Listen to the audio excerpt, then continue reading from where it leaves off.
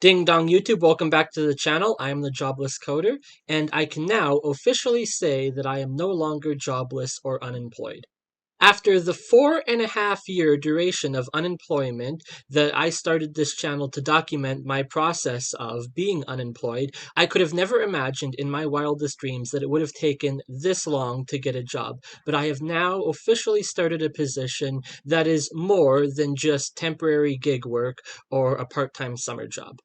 This week, I began working as a dishwasher in the kitchen at the ski resort in Lake Louise. And as you can tell by the rustic cabin behind me, I am no longer living in my parents' house either, which is something that I mentioned was a big concern of mine in my previous video about taking the black pill. I was concerned that I was condemned to spend the rest of my life stuck at my parents' place in their shithole town with zero opportunities, and that the only way I was going to make it out was feet first in a cardboard box. So, with accepting this position, it has allowed me to move into Lake Louise, which is actually a smaller town than Didsbury, Alberta, but paradoxically has more opportunities than Didsbury, Alberta for employment because of the tourist nature of the town. And as a result, you get to live, most of the staff get to live in what is known as the Charleston residence, which is the largest log cabin in all of North America. It's quite an impressive building, actually, and it looks absolutely gorgeous from the outside. It is certainly a different living situation than I was expecting or that I'm generally used to, but it seems like if I'm not living with my parents, that I'm going to be living with roommates because rent is just way too expensive. The cost of a two-bedroom apartment, according to the CBC News in Vancouver right now, is about $3,700 a month, meaning that if you're not actually making six figures, you basically can't live anywhere, even renting anymore. So this position allows me to move into this log cabin and pay for ridiculously cheap, comparatively speaking, staff housing to the cost of rent anywhere else. But, and there's always a but, I couldn't possibly help but feel the entire duration of being at work this week like absolute abject failure. And so that is the topic and discussion for this video is failure, and why it is that I feel this particular way, given that I've now achieved so many of the things that I set out to do in the first place, moving out of my parents' house being number one, and gaining independence with a full-time position being number two. So in order to understand how it is that I got here, we first have to backtrack.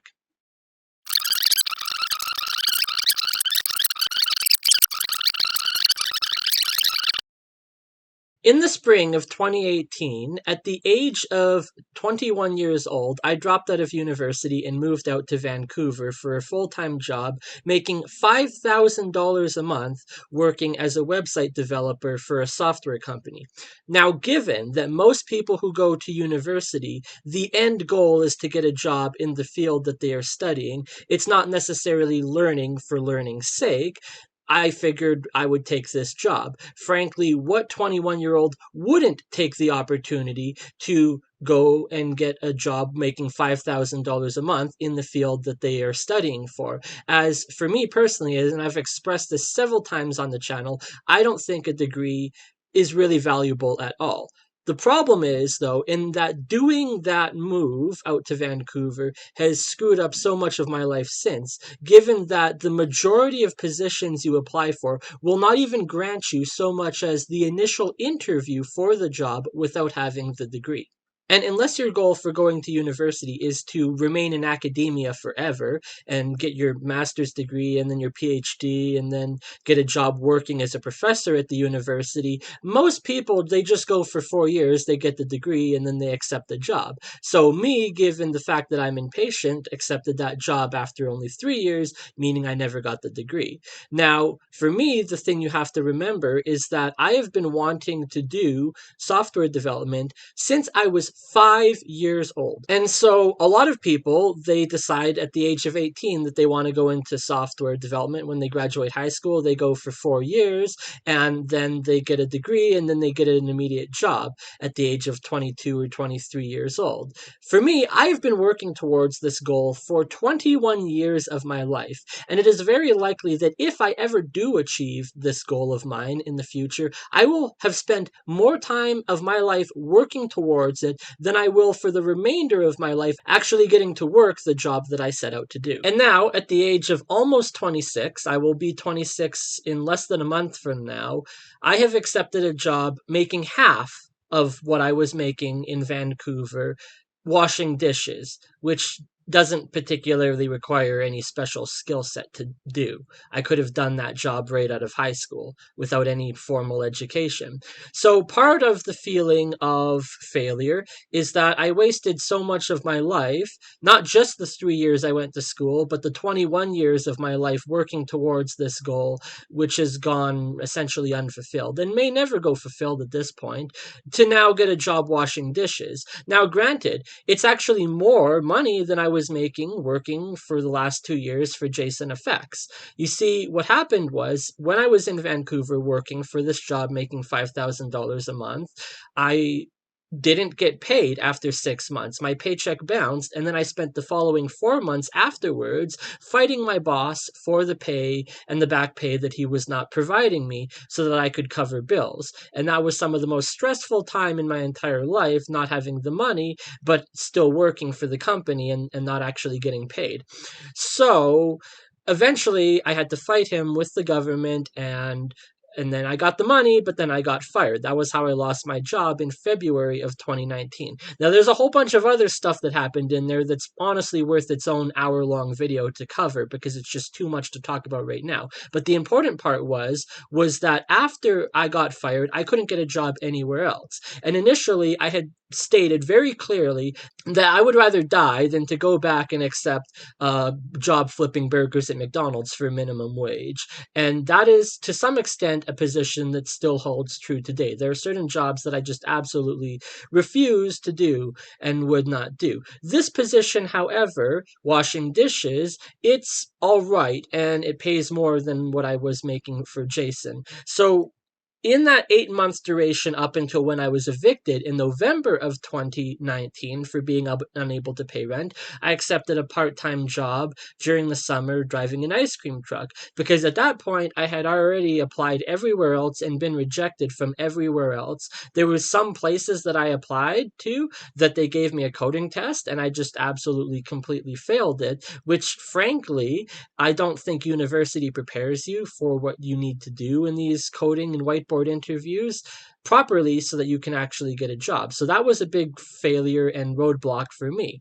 So I accepted the job working as an ice cream truck driver. And one of the things my mom always says, and still says to this day, is that you can find opportunity in any place that you look for it. And I said, yeah, but you have to understand the way the ice cream truck job works, right? You know, say I'm driving around the city and I might meet someone who is like a CEO of a tech company or whatever, but he's going to come up to the ice cream truck with his 4-year-old daughter, buy some ice cream, and then leave. And that's the extent of our interaction. He's not going to know anything about me or my person or know that I am skilled with coding or any of that at all, and that I can't get a job in coding, and that's why I'm driving this ice cream truck. He's not going to know that.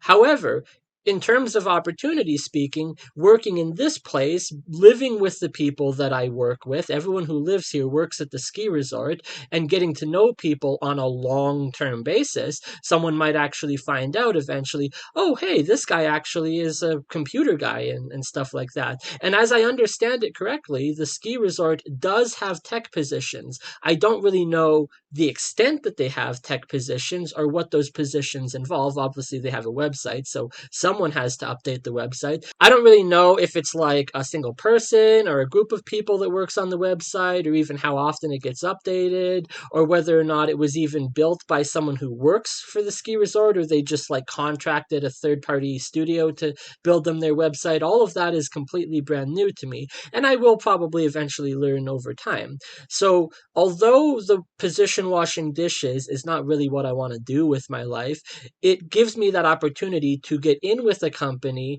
and build a reputation with them so that I can actually look for positions within the company that more align with what it is that I actually want to do, whether that's IT related work or programming. So that is the primary thing that sets this job apart from other jobs I've had in the past, such as driving the ice cream truck.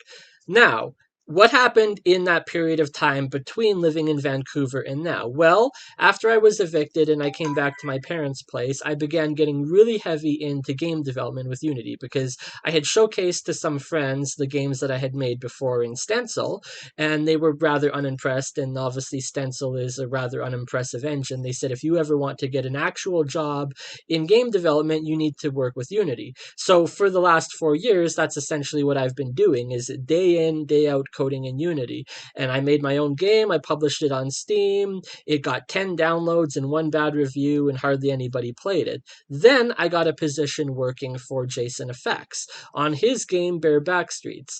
Now, when I started working for Jason, I was making half, roughly, of what I was in Vancouver. It was about $2,500 a month.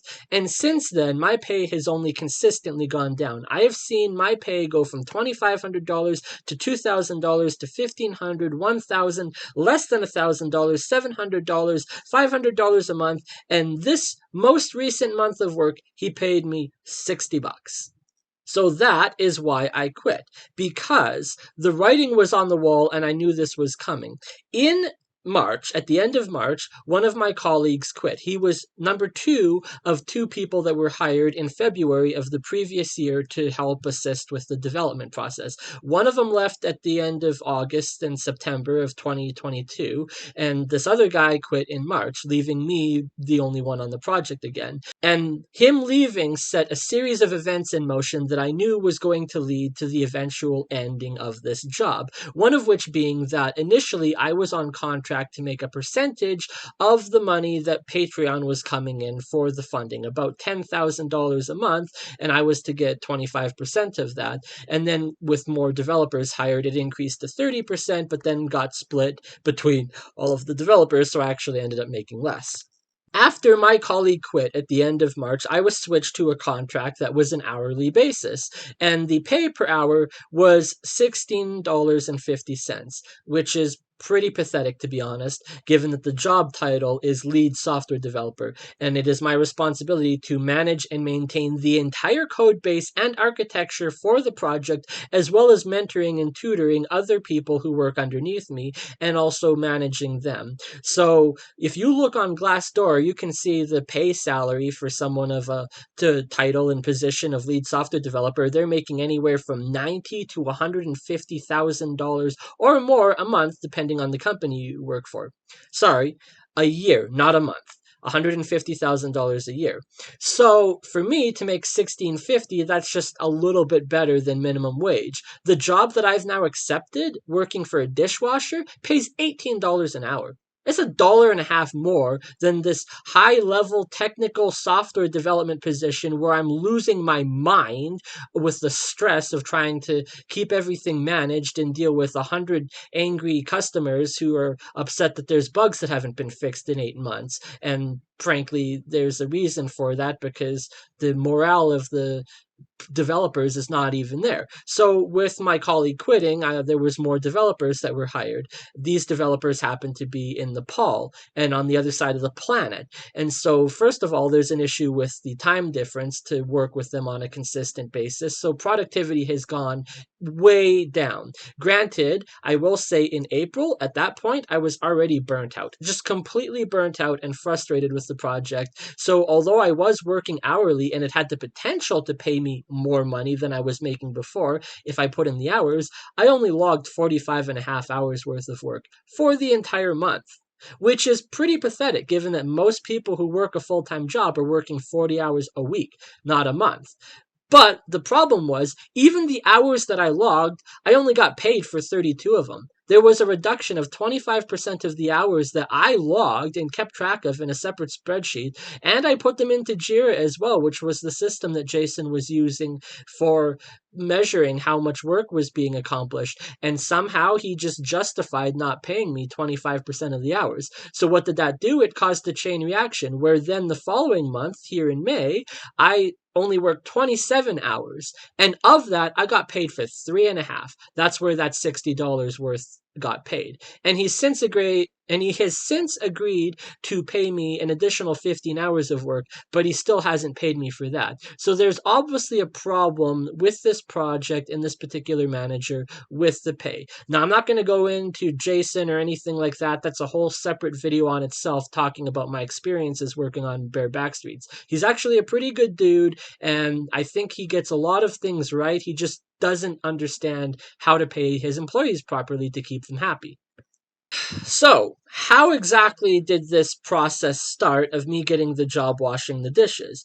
Well, given the current market and the circumstance with coding jobs, there is an excess amount of people that have been laid off in the last 10 months. I think upwards of 300,000 people in the tech sector have been laid off. That is because there was a mass hiring event during the COVID lockdowns and everyone working remotely from home.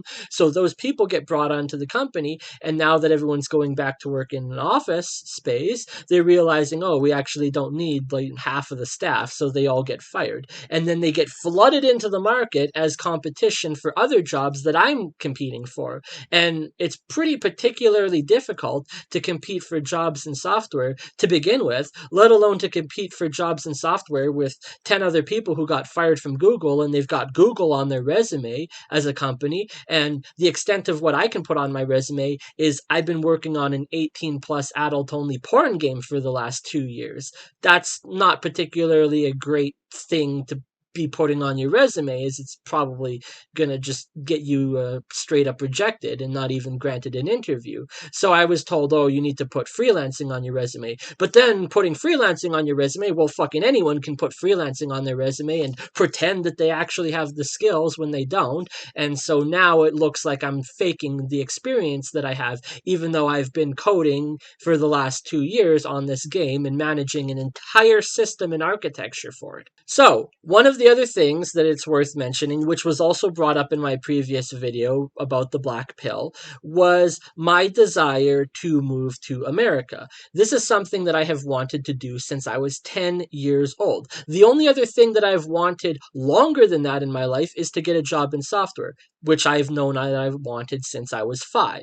So in order to get a job in America, working in tech, there is a lot of stipulations that involve getting the visa to go down there. Number one being, as I understand it, now I could be wrong and you can correct me in the comments below, in order to get a visa to bring a Canadian citizen down to work for the company basically has to prove to the government that they were unable to fill this position with the equivalent American talent. They say, we tried looking and we couldn't find anyone, but there's this Canadian guy, he's got exactly what we're looking for, we'll bring him down on a visa.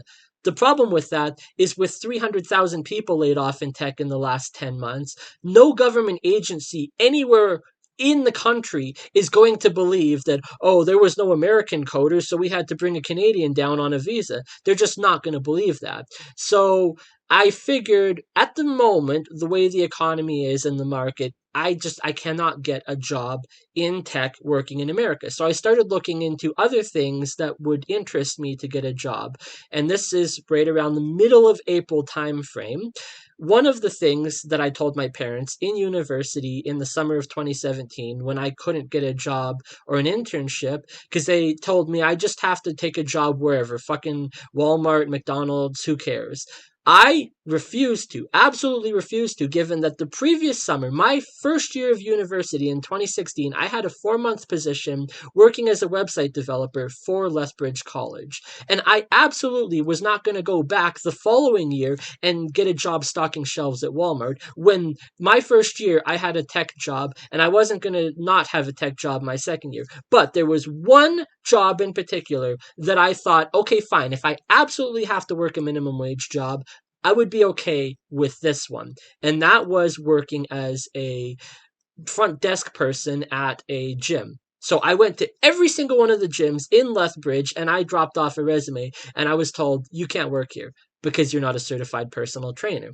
And I said, not even to work the front desk. They said, not even to work the front desk. Because if you're the only one in the gym and someone has an issue with the equipment or hurts or injures themselves, you have to know and be trained on what to do. So in order to get a job at a gym, you have to be a certified personal trainer. So in April, on Instagram, I saw an ad for ISSA, that is the International Sports Science Association, to do online training to become a certified personal trainer. And I thought, that might be something interesting to look into. And so I submitted my information, and 3 hours later, I got a phone call from a guy who called himself Coach Marty. And I talked with Coach Marty for about an hour. He explained the entire process to me, everything that you have to do and study, and the test that you take, and then you get the certified personal trainer certificate. And then you can not only offer online consultation and coaching, which is what he does, but you can also get a job working as a personal trainer in a gym. So I signed up for the program, and now I'm on a monthly payment schedule for that for the next 12 months before I've paid it completely off. And I did 2 weeks worth of courses and completed them at the beginning of May, including the CPR training and the AED training on how to use a defibrillator. And then on May 5th, I got this, which is up on the wall behind me, my certified personal trainer certificate. So that is the only thing certificate wise I've actually managed to accomplish in the last 10 years of my life. And it was very exciting and very proud moment for me to actually get certified as a personal trainer. But there's a problem with that, in that I really, really hope that if I can't get a job that can get me a visa to America working in tech, that maybe I could get a job working at a gym and get a visa to go to America, get my American citizenship, and then once I'm established in the country, I can actually look for tech jobs. Because the problem is, a lot of the tech jobs that I have applied to, even if they're remote, they state you must be an American citizen to apply. Even if the time zone aligns, it says you must be an American citizen to apply. And a lot of the places that I have gotten interviewed with over the last 6 or 7 months here, since I've been applying for work, seeing the end of this job working for Jason, the writing on the wall, I tried applying for so many jobs. The only jobs that contacted me back are companies that deal with simulation type software. They work as contractors for the military and different defense departments. The problem with that is, in order to get those positions, you have to get security clearance, which, as far as I understand it, Canadian citizens can get American security clearance, but it is exceptionally difficult, if not downright impossible, to achieve.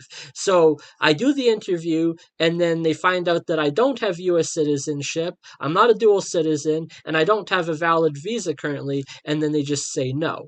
So I'm hoping, or I was hoping, that I could get a job working at a gym instead. The problem is that gyms are not the type of job that sponsor a visa, because they are technically considered minimum wage type work, even though you have to be certified to work at the gym.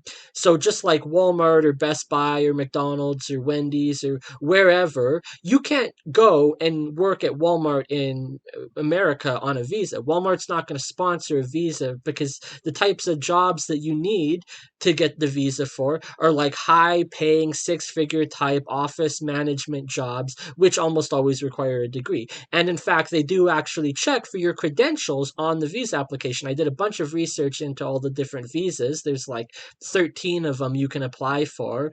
And for the positions I'd be looking for the H and B class type visas, they do actually check for a degree. So although I personally don't think you need a degree to succeed, I'm like, fuck, if I ever want to move to America for a tech job, I'm going to have a degree somehow, which means going back to school.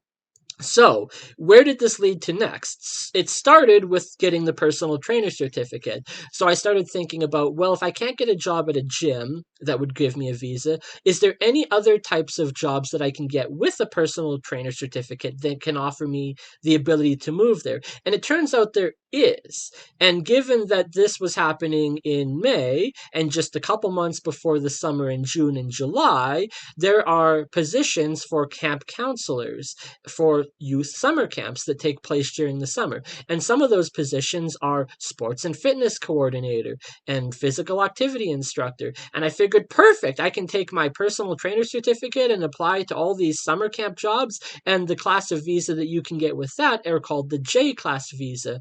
And they are significantly less stringent on the requirements to get them, as you don't need a degree or anything like that. You just have to get accepted to work for a youth summer camp. So I applied to a whole ton of them. Surprisingly, most of them were in Maine. I found this website called cooljobs.com, and it had a whole bunch of different interesting jobs there. And a lot of the jobs, they offer staff accommodations. And that was the number one stipulation for me, was accommodations. Where am I going to live and how am I going to pay for it? Because frankly, it doesn't matter whether I get a job in Toronto or Waterloo or Dallas, Texas. I'm going to have to live somewhere, which is going to mean requiring finding a place to rent, and then you're going to have to pay the first month's rent up front plus a half month of damage deposit. It's going to cost $3,000 or $4,000. How the fuck am I going to pay for this? So I figured with the summer camp job, you can live and work with the other kids at the summer camp in the cabins or wherever they're staying, and you don't have to worry about rent. You don't have to worry about getting evicted or signing a year lease on a place and not even knowing if you're going to be able to pay for it, or having to borrow a bunch of money from friends and family to cover the bills and expenses. You can just move there with a suitcase of clothes and start work and get paid. Which is another benefit of what would have happened had I got a job in the military. Now, there's another video that I should do on that entirely on its own regarding the military, as I had talked in the past on this channel about my desire to get into the military, to get a job in tech. Well, the short and long answer of it is they just wouldn't accept me because of all this unresolved past debt from my time living in Vancouver, and all this debt and credit cards that haven't gone paid off and gone to collections and all that shit. The problem is, how do I pay off the debt if I don't have a job and I can't get a job anywhere to make the money to pay off the debt? The current one I have working for Jason is paying me less and less money each month. I don't have enough extra to put towards the past debt, and I basically just lost all interest anyways in becoming a part of the military. Given that my goal, my number one goal, is to get a job in tech, my number two goal is to move to America.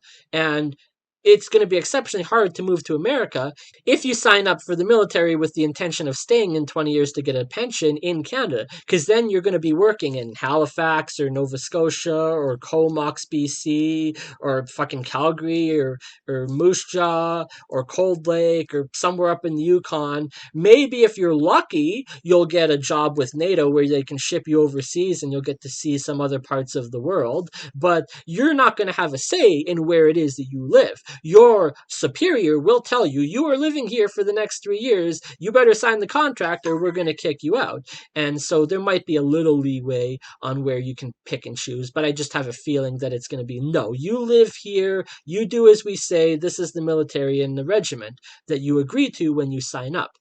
So, with the ability to move out of my parents' house and not have to worry about rent, I applied to all these summer camp positions. And I only got interviewed by one.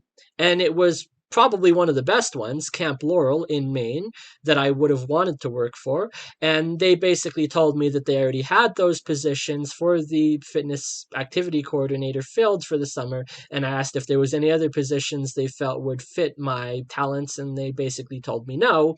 So that was the end of it. And none of the other camps I applied contacted me back. So what happened after that? Well, you see, I was looking at other jobs that you can get where you can live where you work and not have to worry about finding a place to rent. And it just so happens that my dad's cousins just got back from a 110-day cruise around the world on a cruise ship. And it cost them, the two of them, $120,000 to do this once-in-a-lifetime trip. And I realized wait a minute, what if you worked as staff on board of the cruise ship?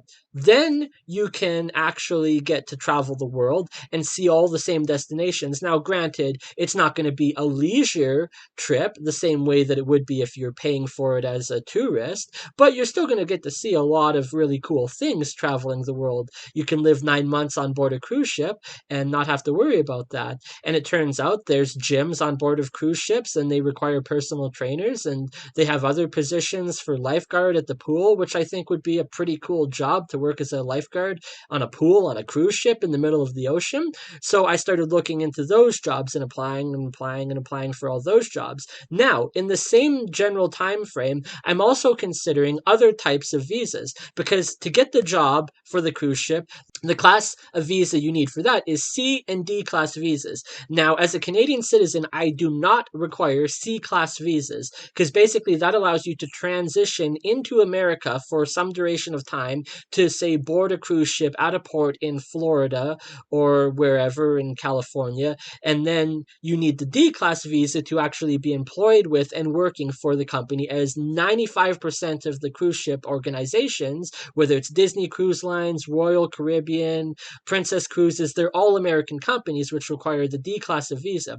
So I would need the D class of visa. I don't need the C class of visa, because as a Canadian citizen, I can just travel to America whenever for up to 6 months at a time. I can go to Florida. I can go to California. I don't need a C class visa to be in those locations for the 3 days or 2 days before the boarding the ship you have to prepare. So in order to do this, there is another thing you have to consider. You need to do some kind of safety training, which involves a bunch of firefighting drills and all that, and how to deal with different safety procedures. It's a 2-day weekend course that you can take.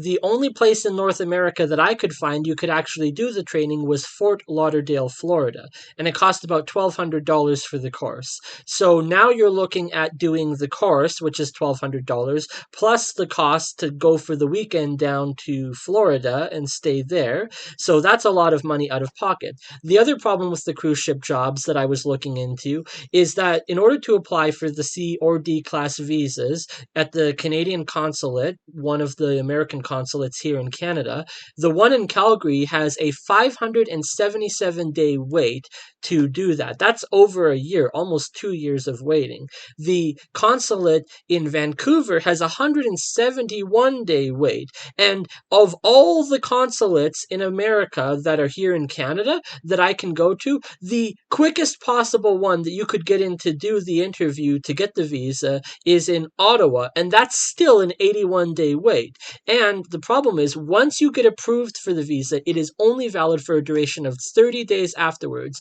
You must board and leave on a cruise ship within 30 days, which means you already have to have a job lined up. But I don't really see a cruise company saying, yes, we will hire you 2 years from now when you get the paperwork done. We'll hire you 3 months from now when you get the visa application. They're going to find someone else to fill that position in the meantime. They're not going to wait 3 months for you to go and get the proper paperwork and documents for the visa. So you can maybe go and apply without having a job lined up, but then you better damn be on your ball to get one immediately afterwards, or else now that 30-day window has lapsed and the visa is no longer valid.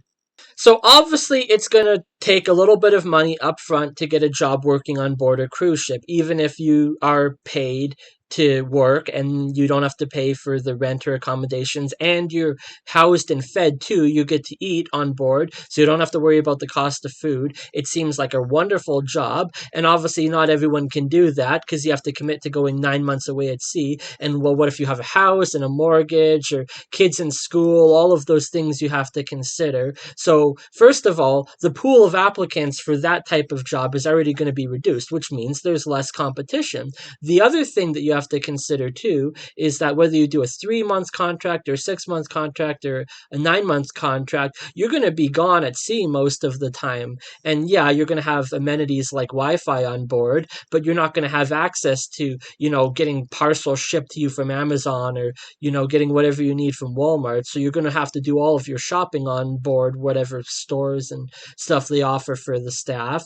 But it does seem like a really cool opportunity because you can travel the world and work. Now, although I realized there was positions for personal trainers on board and also lifeguards, I had not even considered the possibility that there was tech jobs working for the cruise ship, on board the cruise ship, which it makes sense when you actually think about it, because it's basically a floating city in the middle of the ocean. And so with it being a floating city, they have all of these computer systems that manage and operate everything, and all of the devices and all that break down, and they need IT and computer people to go and fix it. And also, you think about it too, these cruise ships companies, they have websites and stuff like that. So they have corporate offices somewhere in America you could also get a job at. But I was thinking, hey, if I could even get a job working for, I don't know, Disney Cruise Lines, I can live my life traveling on a cruise ship between the Bahamas and Orlando, Florida, and then having that reputation within a company like Disney could later lead to further employment opportunities at the corporate level of Disney, working in the offices on whatever computer related stuff they have. So I thought that was a really cool idea.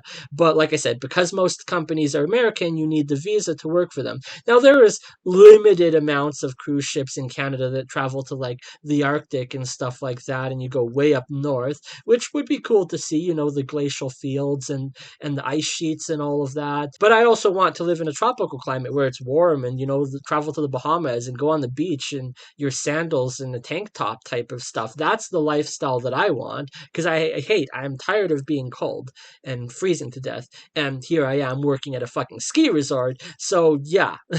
So, as you can tell, this entire month has just been a whirlwind experience of looking into different opportunities. So, I took that job with the cruise ship and I kind of put it on the shelf at the moment. The other problem with that is that a lot of the jobs you can get, whether it's like bartender or waiter or kitchen staff, they want you to have prior experience doing that job, and also preferably prior experience working on board of cruise ships. They don't want to hire someone who both has never worked this job before and also has never worked on a cruise ship before. Because at least if you have experience working in a professional kitchen or as a waiter, you don't have to get trained on both that and also adjusting to the new lifestyle of what it's like to live on board a cruise ship out at sea for 9 months of the year. So they want you to have at least one experience or the other. Either experience working on board the cruise ship doing another job, and now you're trying this job, or experience doing this job, which most of them are resort type hospitality jobs, given that a cruise ship is basically just a floating hotel on the water. And so they have people to do the housekeeping, and they've got people to do the restaurant work and all of that. And I don't have experience doing any of that. So I put that job on the back burner for the time being. And I went back to the personal trainer certificate. I said, well, if I can't get a job working in America as a personal trainer for a gym, can I at least get a job for a Canadian gym? Well, I applied to all of the gyms in Calgary and Airdrie area within the area of Alberta here.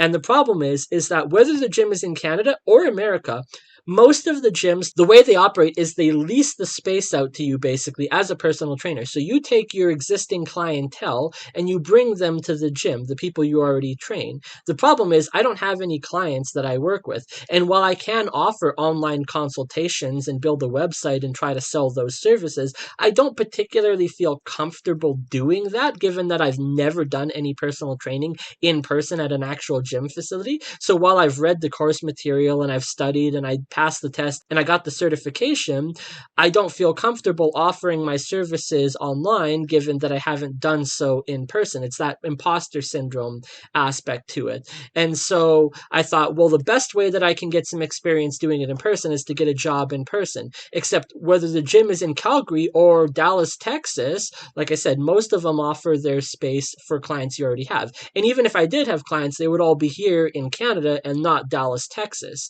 So I tried looking at other gyms. When I lived in Vancouver, I had a personal trainer working with me at Anytime Fitness. So I applied to several Anytime Fitnesses in Calgary, and I got an interview with one of them in Southern Calgary. And she basically explained to me that a large part of finding the clientele to work with is going to be on me. They can help and assist with some of that, but she said that they had a lady who had a goal of reaching 25 hours a week of working with clients, and it took her a year and a half to get to that point. And I'm like, 25 hours a week? That's only part-time work, especially given they only pay minimum wage. So you're getting paid minimum wage at Anytime Fitness to be a personal trainer, and you're only working part-time hours. That is the definition of living in hell, basically. It's one thing to have a minimum wage job. You can make some decent money working a minimum wage job if you're working full-time 40 hours a week. Likewise, if you have a really high-paying salary job like a lawyer or whatever, and you're making 50, 100, 200, $500 an hour,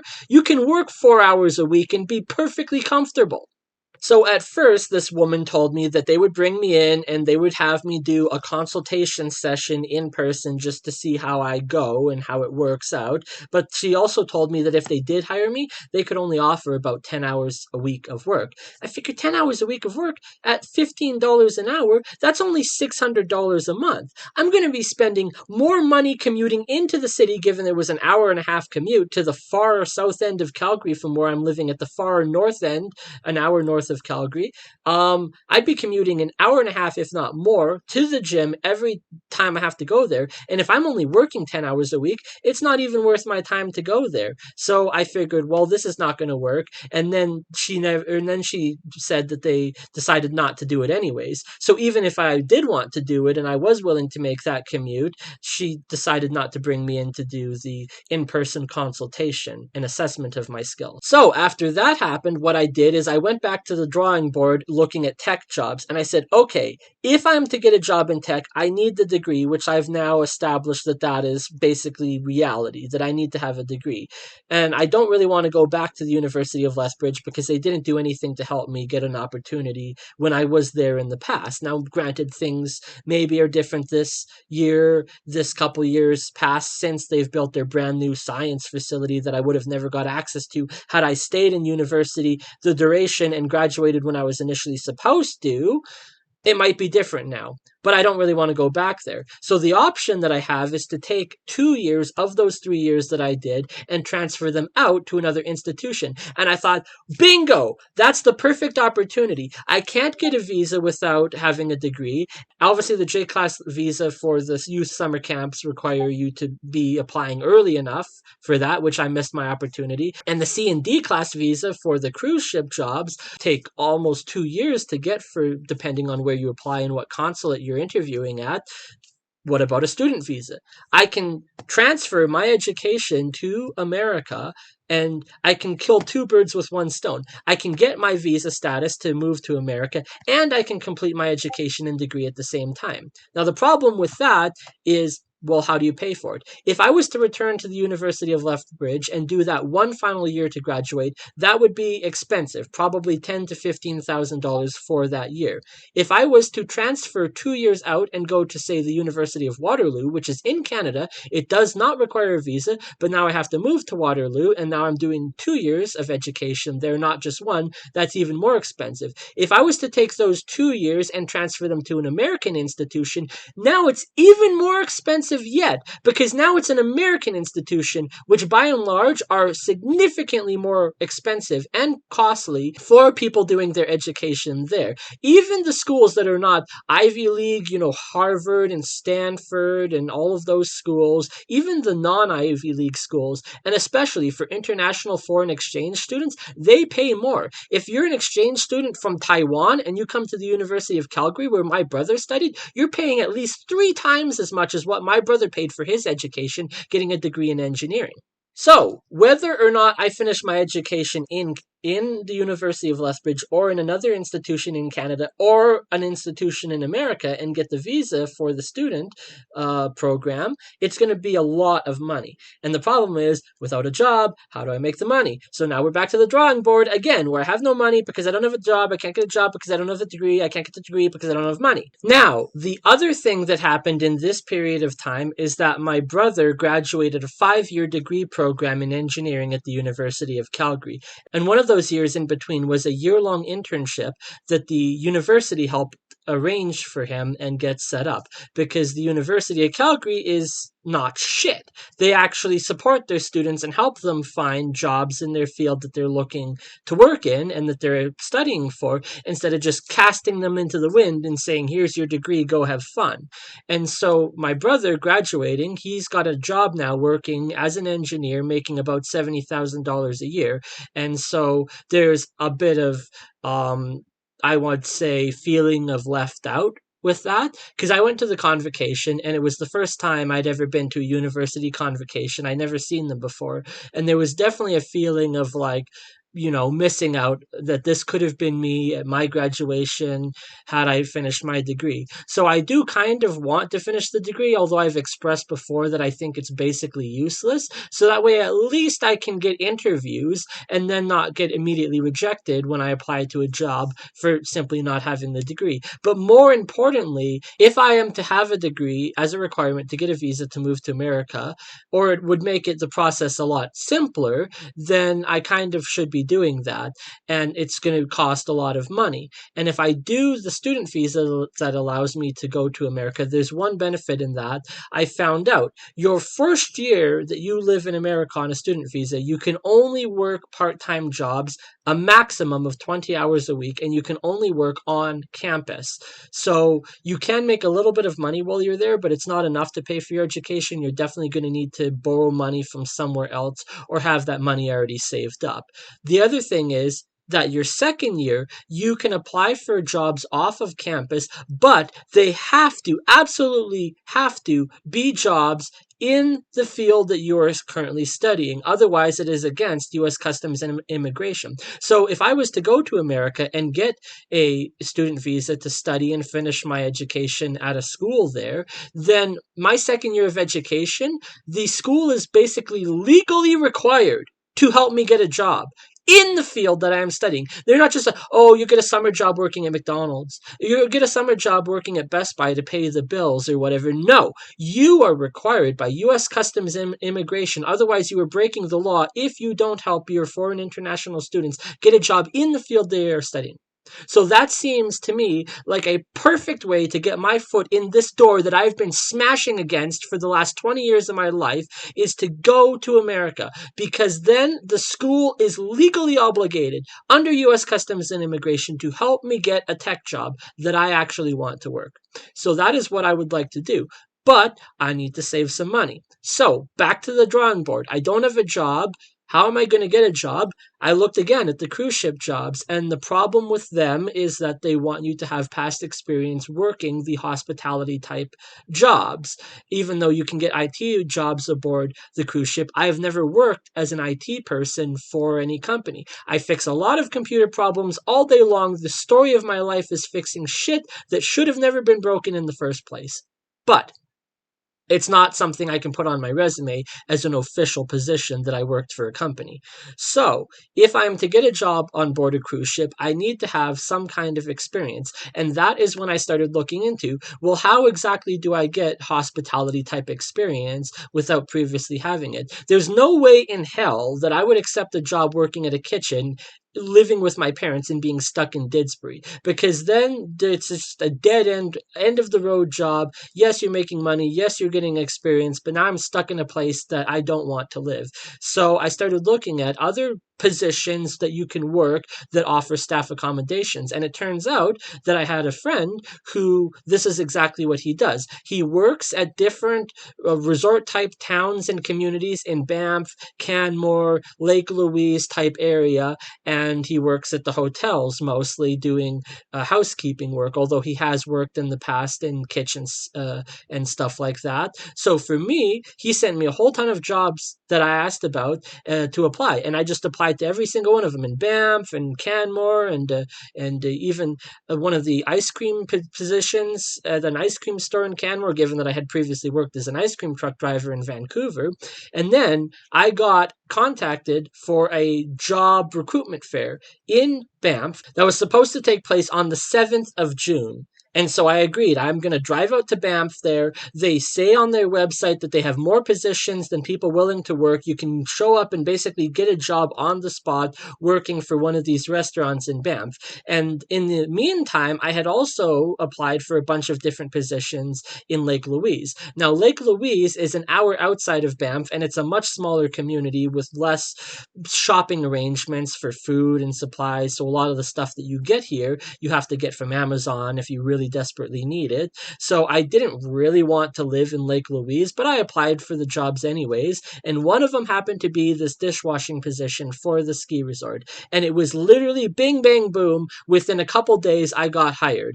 So I did the interview on the 1st of June, which was Thursday, before the 7th, leading up to when I would have been going into Banff for this job fair. On Friday, which was the 2nd of June, I got offered a job working as a dishwasher for Lake Louise, and I was given 4 days to accept. The problem is that 4 days from Friday was Tuesday.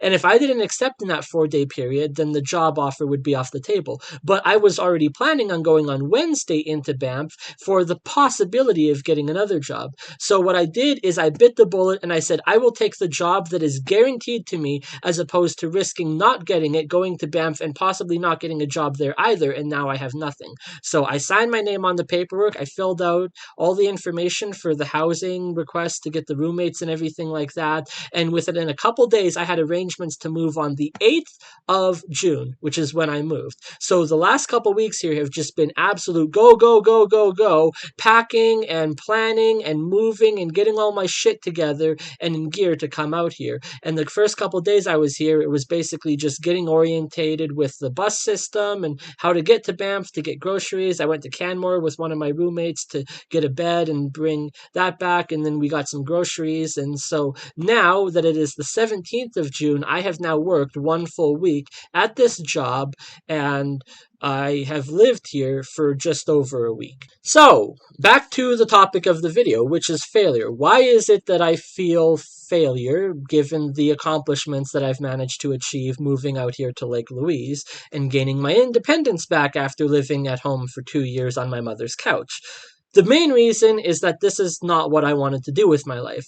It feels like a letdown, given that at the age of 21, I had a job making $5,000 a year in software, and now at the age of 26, I'm making half of that washing dishes. Now, one of the things I was also going to mention is that working with Jason over the last couple of years has been a great learning experience, but since he hired these new guys from Nepal, it's not really the team I want to work with. Number one, they are 12 hours time difference ahead, so it's really hard to communicate with them. Number two, they don't really speak English all that well. And for a high level technical position like coding, I need to very accurately articulate to them what it is that I am saying. If they can't respond in English and I have no idea what they're saying, it's just frankly not working out. So that was a big reason why I left that job. Also, it paid less than what I was doing with the dishwasher position. Now, funny enough, working as a dishwasher, one of the other guys that I work with, my coworkers, he's from Venezuela and he only speaks Spanish and very limited English. So I'm again dealing with someone who doesn't speak English. But the thing is, this position, washing dishes, is not technically and all that detailed.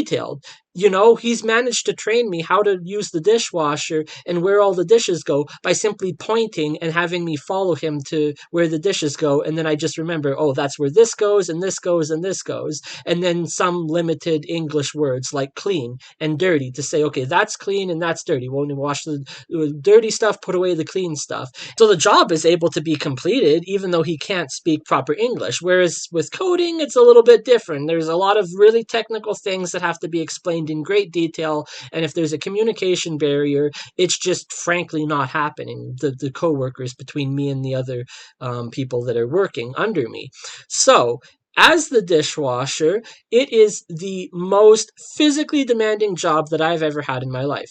I had a job stocking grocery shelves in a supermarket or whatever in high school in grade 12 when I was 17 years old. And that was to some extent physically demanding. Some of the boxes you had to move were really heavy and that, but they were only like a minute or two. You pick up this box and move it over there and then basically you're done. This position though is so physically demanding because I was not expecting, number one, how painful it would be to stand on your feet all day for 8 hours a day, given that I spend most of my time sitting down in front of a computer.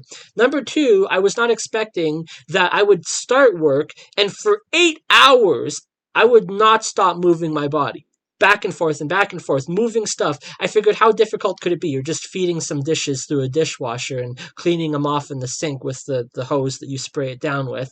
But you are moving stuff back and forth and twisting your body. It is incredibly crazy core exercise and workout program. Not to mention, you're walking between the kitchen and the dishwasher about 100 times or more per day to get dishes and bring them back, put them in their spot, come back to the dishwasher. The trays come out one side, you have to pick them up, move them back to the other side, and then someone will bring over a 40-gallon tub of water that's full of God knows what, and you have to take it over to the sink. It weighs like 55 pounds, and you have to dump the water out and then spray that down and then carry the tub over, run that through the dishwasher. They're very heavy and awkward to maneuver. And so it is just exhaustion. The first couple days, I nearly broke down and cried because of how much pain I was in, just physical pain to the nth degree. And I was like, holy fuck, I don't know if I can actually do this job now that I have it. And the problem is that the staff accommodations is dependent on the job. So it's not like I can just stay here and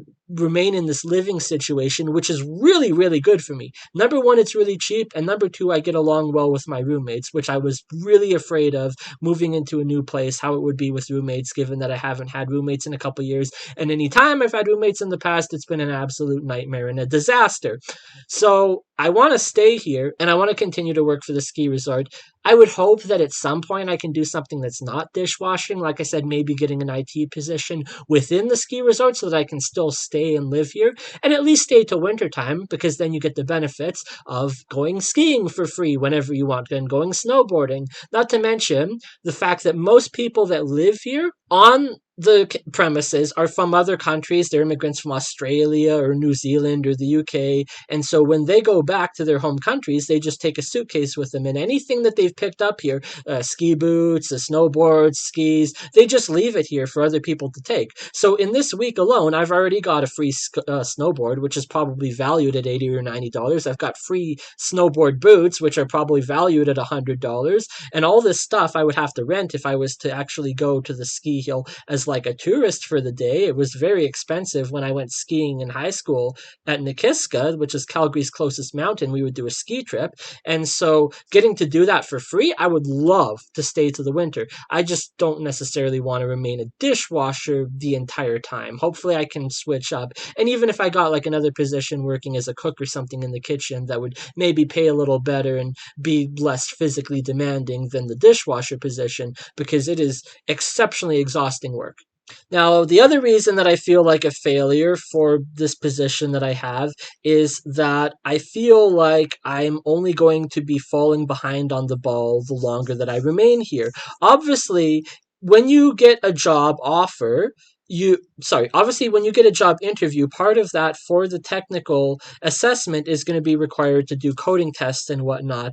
And I am used to having all the free time in the world where I can practice for these coding tests and study and do all of that. If I was unable to pass any of these coding tests leading up until this point, when I had all the free time in the world and I was living on my mother's couch and I didn't have to worry about chores like cooking or doing the dishes because my parents dealt with all of that, how exactly am I supposed to pass these coding tests now that I have an exceptionally limited amount of free time? I'm working a full 40-hour-a-week job, 8 hours a day, and I am up at 6:30 in the morning to go to work. I don't go to bed until like midnight or 1 in the morning, and then I get up again at 6:30.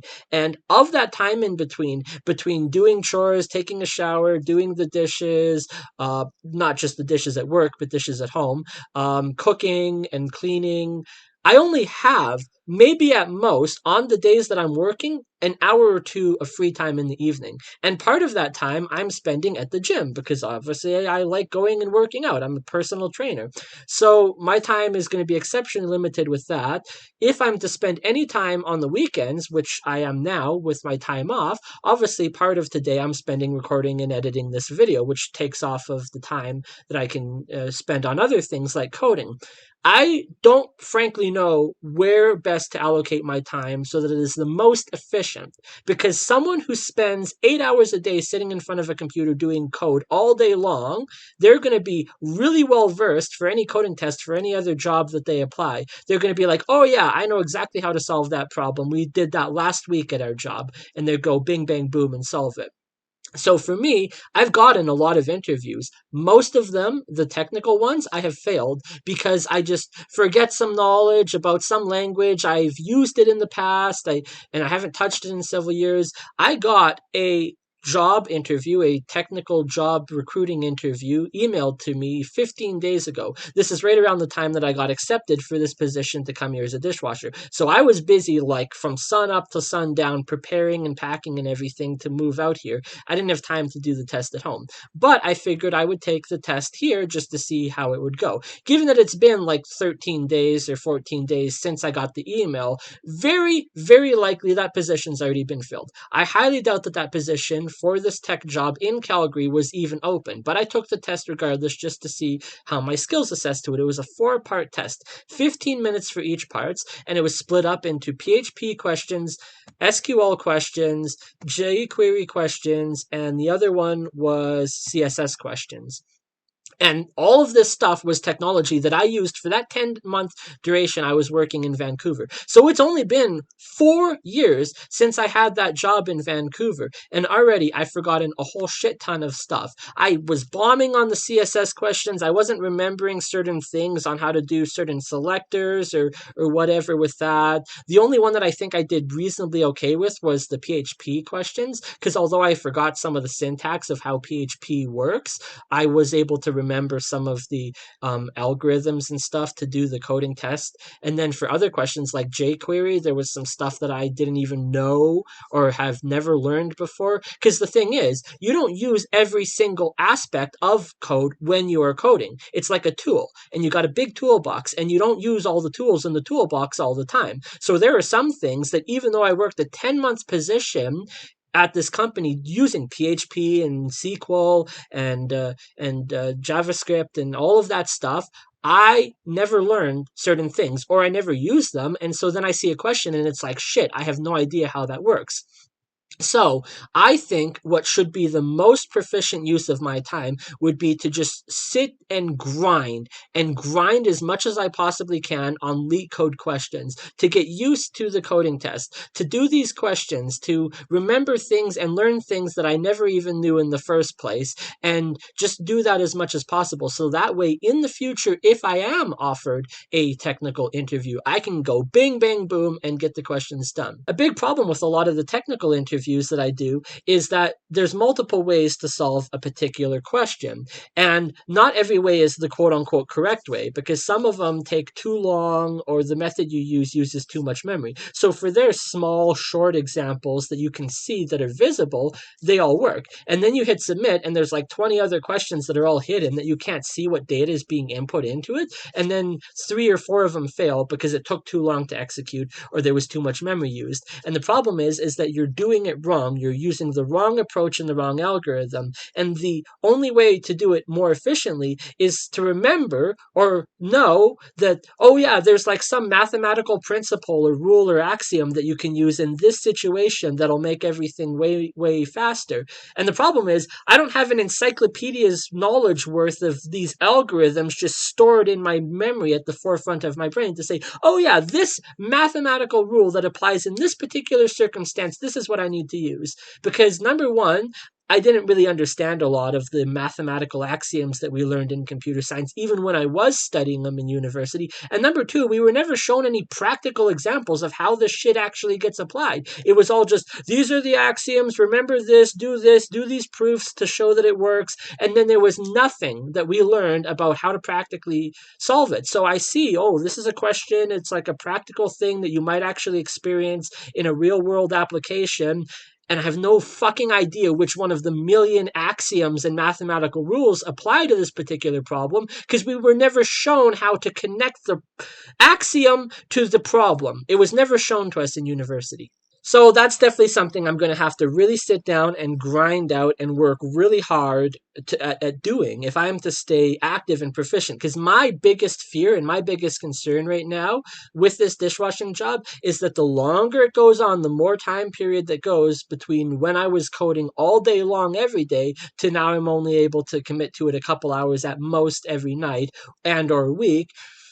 I'm going to lose a lot of the stuff that I knew, and I'm going to forget because I've already forgot a lot of the stuff that I knew. And if the bar to get an entry position in a tech company is here, and I'm currently here, I'm only going to drop and go further down the longer this goes on, unless I'm staying continuously up to date on it and really pushing out these questions. So that's what I think I'm going to do with my free time is I want to do at least a couple lead code questions every single night and at least a couple different interview questions at least every single night. So that way in the future at any point, if I do get a tech job interview, I am on the ball and ready to go. Now, as for this particular weekend, there's something that's happening right now. It's the Microsoft Cloud Build Challenge. They do a bunch of different challenges where you run through all of the modules and then you complete the course and then you can get a free ticket or whatever to do one of the Azure online training things. Now, I had done these before back in November. The problem is I did one of them, which was the AI fundamentals, and I passed the exam and got the certification for Azure AI fundamentals.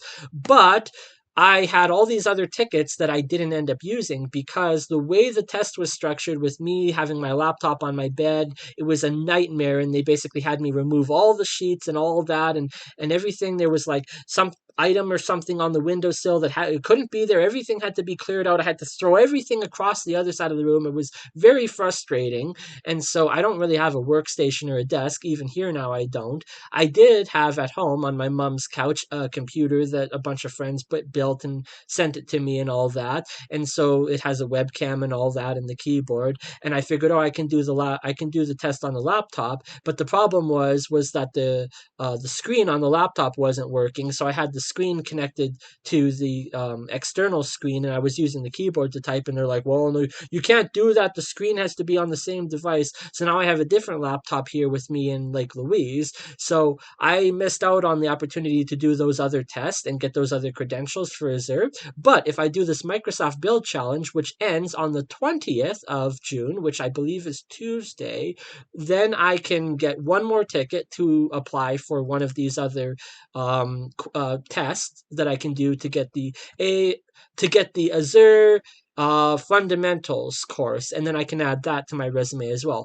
And I can just build as much credentials as possible. There's still some more courses I have to do with the personal training certificate to get certified as a strength and conditioning coach or a nutrition coach. So I figure what I should do, spend most of my time, is just building skills, learning new things, gaining more certification, and practicing coding questions as much as I possibly can to get as many skills as I possibly can. One of the other things I'm thinking about doing here now that I live in the Banff area is even getting certified as a lifeguard and doing the training that is required for that. I discovered that there's a youth aquatics program in Banff that I can apply to. The deadline is Wednesday, and I need a letter of reference from my boss, so I can ask him probably later tonight to do that for me. And if I get accepted for that, it's kind of like a scholarship. Well, they'll provide you the funding that is required, which is about $500 or $600 for all the courses, maybe a bit more, to do all of the training for lifeguard certification in Banff to get certified as a lifeguard. Because you can get a job working at the Banff Hot Springs as a lifeguard. They pay them $30 an hour because there's a lifeguard shortage, as training for a lifeguard was shut down for 2 years during COVID. So now there's less people that are trained to be a lifeguard and more demand for it, so the pay is higher. I figured, well, that would be a great job to have, making $30 an hour. That's what I was making out in Vancouver, working at this tech company. And then I can do that as a lifeguard. So that's another certification I might be looking to get at as well. So given all these things in my life happening all at once and all of these opportunities that have now been placed before me, like I said, it's weird that I still feel like a failure because I'm not doing right now what I want to be doing. And if I get a degree, I might not even be able to get a job in tech anyways, as lots of people are struggling to get a job in tech who have degrees. And so I don't know if I'll ever get a job in tech, frankly. And if I do, probably I'll spend more time of my life trying to get a job in tech and working towards that goal than I will actually working that job once I have it, given however long I live, which the amount of stress and anxiety I go through, I anticipate having a heart attack and dying at the age of 45. That's my retirement plan. So, now you've all been brought up to speed with what I have been doing for the last 3 or 4 months of my life here. I don't think that it would be best for me to continue pursuit in game development, especially on personal projects, except for, still doing game jams on the weekend if I can. The reason for that being is that game development is, I would say, hard, definitely. I mean, any software development is hard and challenging, but the problem with game development is it's just exceptionally time consuming, especially if you're the only one working on a personal project. And I had all the free time in the world. For 2 years living on my mother's couch, I was only able to put out one game that entire time, which was the Halloween game on Steam.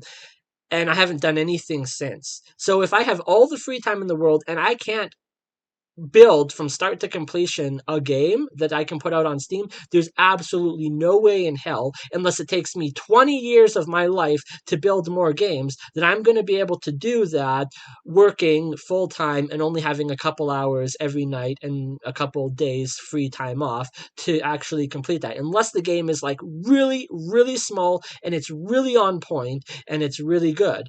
But the problem is you can spend all that time on a game, and if it's not good and nobody plays it, it's not good. Whereas if you spend a lot of time working on websites or the personal projects and that, it might be better, or it might be worse. I don't really know. But I think if I was to practice more of those skills that are less game related and more focused on software development, algorithms, axioms, rules, of proficient coding, efficient coding, all of those different things that I didn't quite technically learn while I was in university because I don't remember them now anymore. Just refresh, become as skilled as possible, learn new languages that I never tried before, go back and become an expert on the languages that I know but I haven't used in years, like PHP, and just do that instead of building personal projects, which is a lot of time commitment towards making personal projects. Even websites, personal websites, is a huge time commitment. And then if it's no good and nobody uses it, then it's no good and it looks bad on your resume. But if I can put down on my resume that I got certified in Azure and I got certified in cybersecurity and I got certified in this and I got certified in that and I did these coding tests and these practice problems and I did all of this example work and these small little coding things that I put up on GitHub, that is what I think I should be doing with my time instead of focusing on, oh, let's go add 3 more items to the Halloween game and fix some bugs. So that is hopefully what I plan to be doing over the next couple months to potentially years. And at some point, I never really know what the future holds in terms of opportunity. Maybe I'll get certified as a lifeguard and move to Banff. Maybe I'll get this training done for the cruise ship and then I can go live at sea for 9 months a year. Maybe I can get enough money saved up that I can go back to school and get a degree and then do the student visa, which would allow me to get a guaranteed job in America upon graduation. All of these things are kind of up in the air, and my life is just this absolute mess right now where I have no idea where the direction I am supposed to go is, other than I know that I have to keep this job for the time being, so I show up every day at work to wash dishes.